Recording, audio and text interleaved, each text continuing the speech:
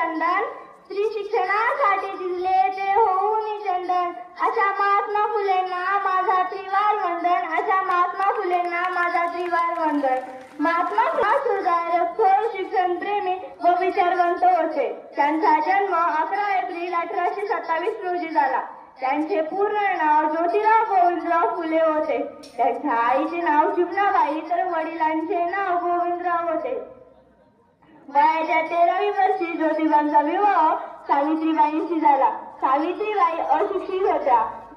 ज्योतिरावांनी त्यांना शिकवले व 1 जानेवारी 1848 मध्ये पुण्यातील भिडेवाडा इथे एक मुलींची शाळा काढली. त्यांनी 24 सप्टेंबर 1853 मध्ये सत्यशोधक समाजाची स्थापना केली.